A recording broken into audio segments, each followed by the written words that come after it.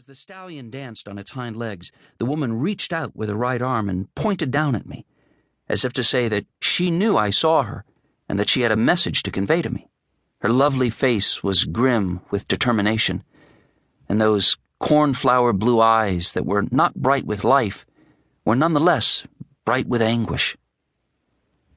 When she dismounted, she didn't drop to the ground, but instead floated off the horse and almost seemed to glide across the grass to me. The blood faded from her hair and nightgown, and she manifested as she had looked in life before her fatal wounds, as if she might be concerned that the gore would repel me. I felt her touch when she put one hand to my face, as though she, a ghost, had more difficulty believing in me than I had believing in her.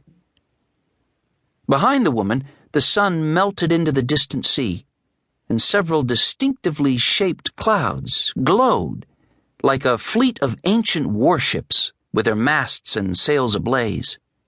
As I saw her anguish relent to a tentative hope, I said, "Yes, I can see you, and if you let me, I can help you cross over."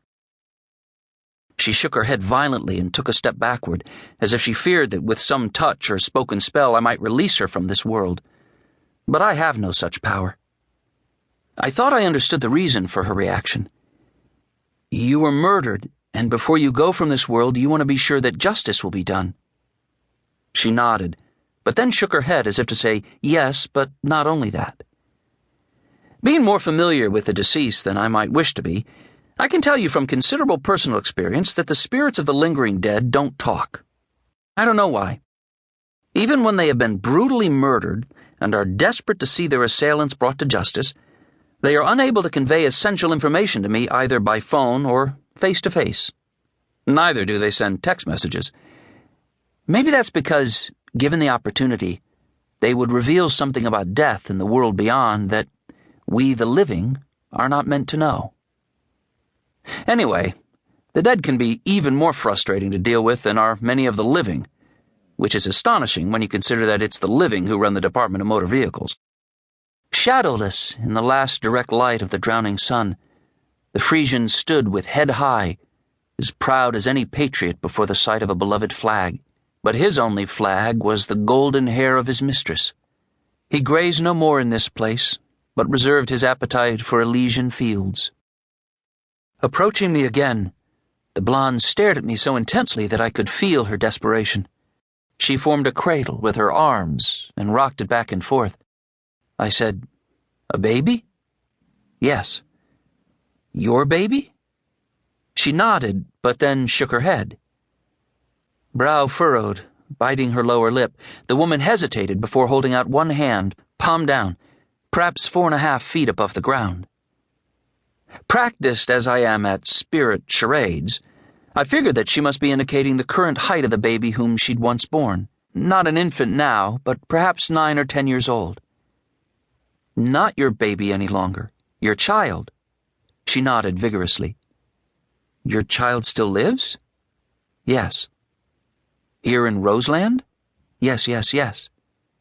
Ablaze in the western sky, those ancient warships built of clouds were burning down from fiery orange to bloody red as the heavens slowly darkened toward purple.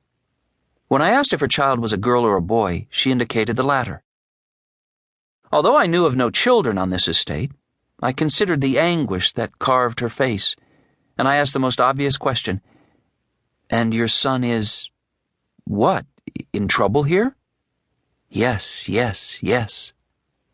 Far to the east of the main house in Roseland, out of sight beyond a hearse of live oaks, was a riding ring bristling with weeds. A half-collapsed ranch fence encircled it.